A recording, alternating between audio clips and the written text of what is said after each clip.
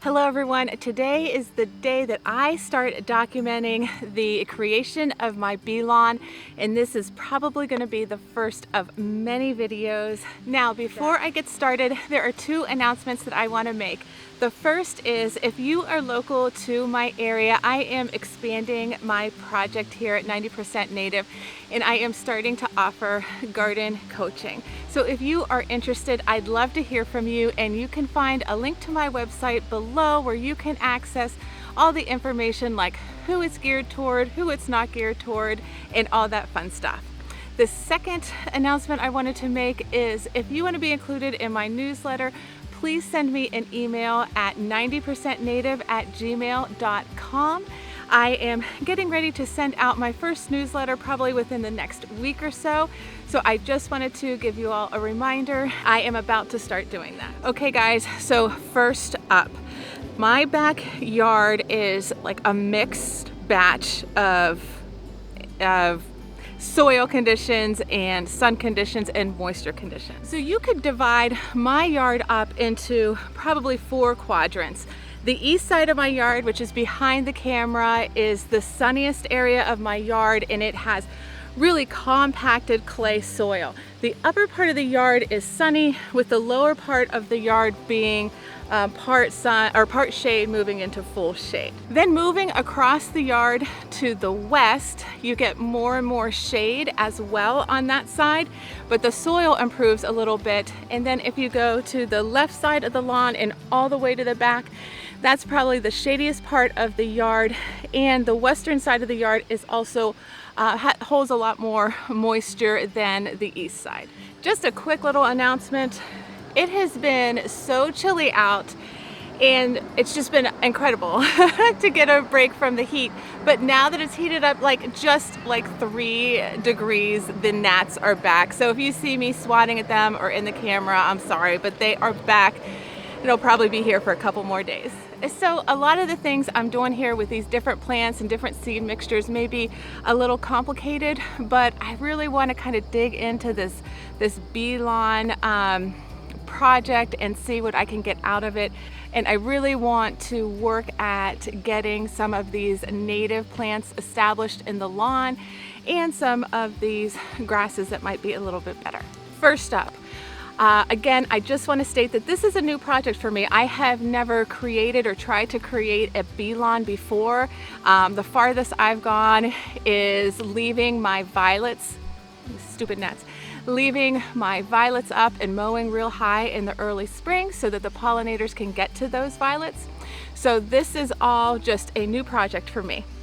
I will link below some of the resources I use to do my research. Like the University of Minnesota has a whole section of their website dedicated to bee lawns. They've done a lot of research on it, and there's been a lot of graduate and I think PhD studies. So I will link some of that information below. But as far as what I'm doing here, the first thing I found that I wanted to use is a Twin City native plant seed mix. So I ordered this last week. It came pretty quick. And so you know what the ingredients are. This is made up of about 22% of creeping red fescue. Creeping red fescue, unless somebody shows me otherwise, is a native plant, a native grass that can be used in shady and moist areas. So really glad that's in there, because I'm also using that independently of the seed mix as well. So after the creeping red fescue, there is the Intrigue chewings fescue. So this particular grass is endophytic, if I'm pronouncing that correctly, and allelopathic. So the endophytic part means that it contains a beneficial fungi. So that's good for the soil and for growth of that plant. It's also allelopathic, so it resists weed pressure and may actually help to control weeds. So chewings is the second grass on the ingredient list, and I think it's at about 23%. Next is the Gladiator Hard Fescue, and this has been added because it has excellent seedling vigor. for the seedlings to survive through various conditions, and it also is a very dense and disease-resistant fescue. Then we have the blue mesa sheep fescue that has a very dense root system, and so what that's going to do is that is going to crowd out weeds and also help with any sort of soil erosion. The blue mesa sheep fescue makes up about 23% of the seed mix. So as far as the grass seeds go, that's it for this Twin City native bee lawn plant mix. And then there are 3 perennial herbaceous species in this mix. So the first flowering perennial that is part of this mix, and is 3% part of this mix, is blue-eyed grass. Blue-eyed grass has the most spectacular tiny little blooms, and that blue in those blooms is just, it's just to die for. The leaves look like blades of grass, so you can see where it gets its name, but it's actually not a grass. I believe it's in the lily family, if I'm not mistaken.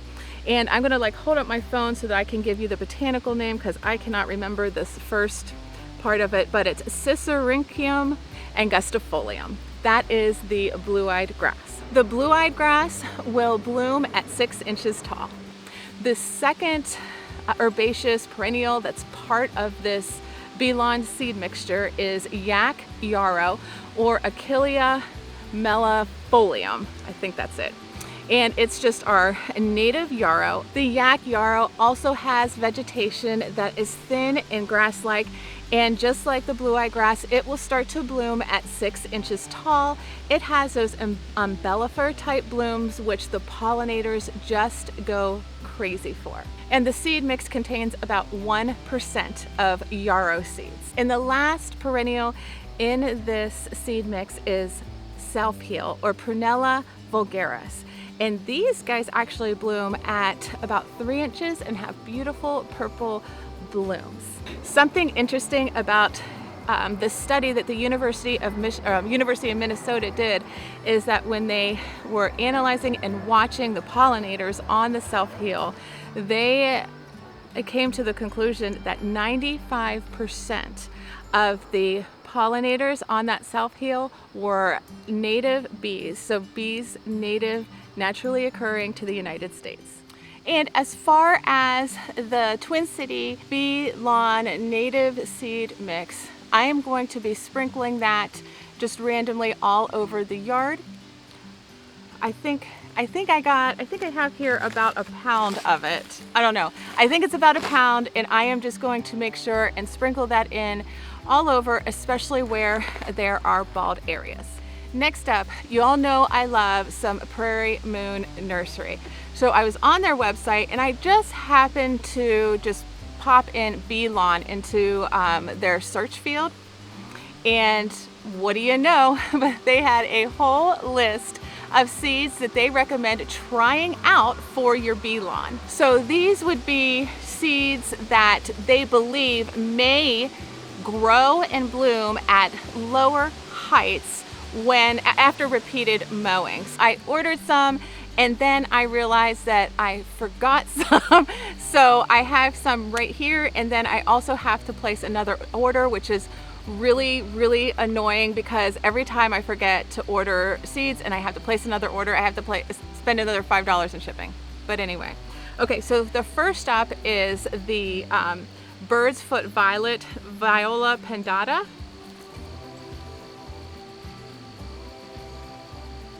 These I am going to grow to go on the east side of my yard, and most likely the upper east side of the backyard, because they want full sun to part sun, and it looks like they want some dry soil. So I definitely have that for them. I think I just killed a gnat on my face, so I apologize in advance if I have a dead gnat on my face for the rest of this video, but it's just too much work to have to go into that house and look.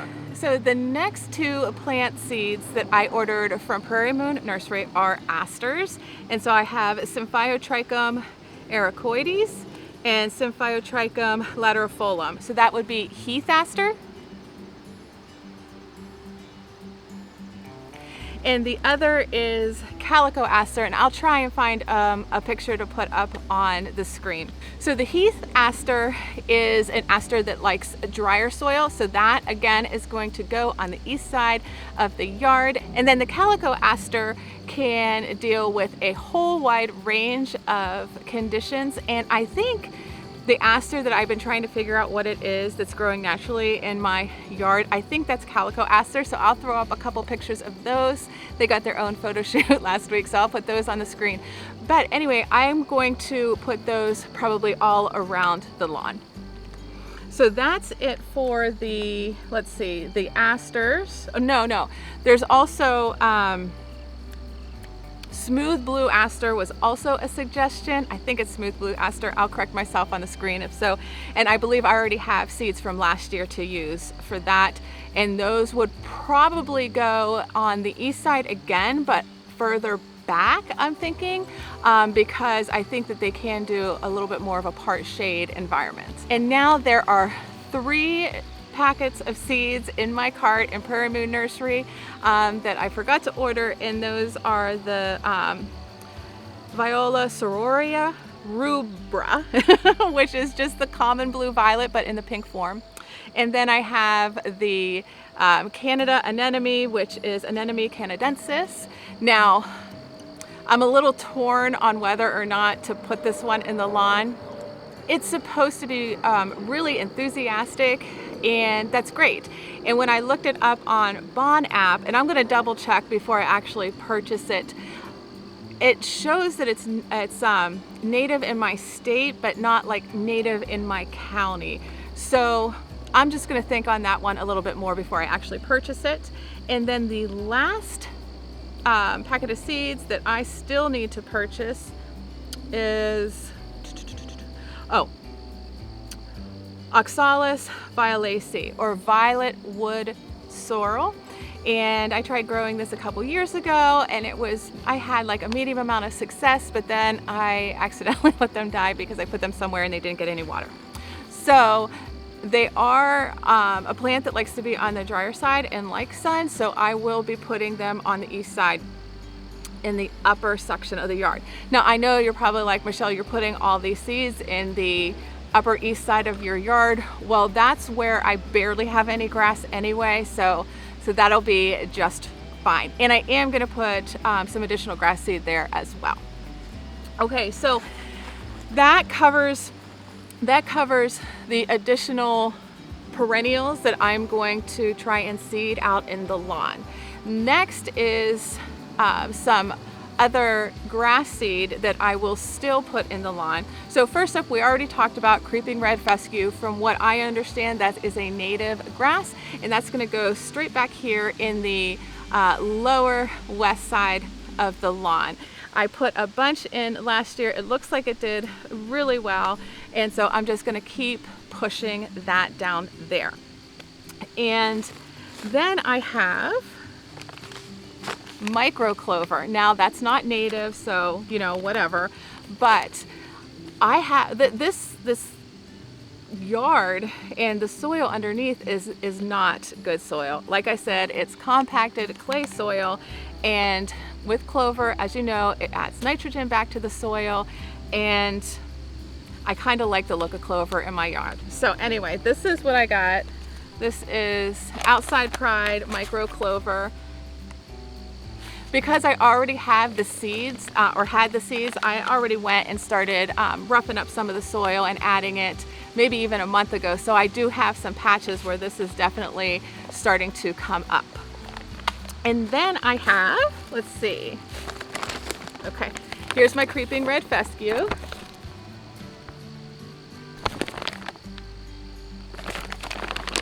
Okay, creeping red fescue, here's the, put this back here.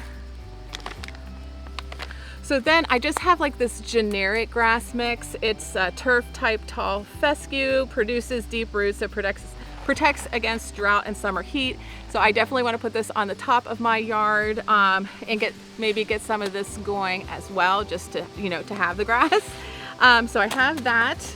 And finally, oh, not finally, I also have this leftover grass that my dad gave me It's a Shenandoah Valley Premium Sun and Shade Mix. So I'll sprinkle this around as well. And now for real, finally, as far as what seeds I'm putting into the grass. I got Spring Beauty bulbs, and they like a shady environment. They also like a moist or a medium moist environment. So I am going to put these down here where I would put most of the creeping red fescue, and hopefully over the course of many years they will multiply. My parents live up in the Shenandoah Mountains in Front Royal, and my dad like didn't mow one area of his lawn or something. I don't know how this came to be, but anyway, out of nowhere, it was like a Spring Beauty meadow. It was gorgeous and unbelievable. And like I told my mom today, I'm gonna go snag some of their naturally occurring spring beauties this spring. But in the meantime, I have purchased my own little bulbs. Spring Beauty. So this pack has about 50 bulbs. I got this from Singing Seder Garden on Etsy, and I'll link them below. But I can't speak to whether they'll germinate or I don't know. Do bulbs germinate? I should probably look that up. Anyway, I'll let you know about the success later on, because like I said, this is probably the first of many videos. But anyway, so I'm going to put, oh my gosh, I say but anyways all the time. I'm going to get these in the ground as soon as possible. So like not today, it's already getting late, but tomorrow I'm going to get these in the ground. And I'm not sure if I said, but I have 50 of these. So I think with this kind of hodgepodge custom design bee lawn that I am putting together for myself in my backyard, that I might have a lot of success. Anyway, I'm really hopeful that I will. I will. The other thing that I did not mention is that I have common blue violet and the white and purple version that occur naturally in my woodland, in my grass, everywhere. So I will just be leaving that. I'm not going to try and fight it or anything when it comes up. Like in this past spring, I tried to have things mowed real high so that I could enjoy those violets, because I will tell you, when those violets started blooming in my yard, it was so pretty.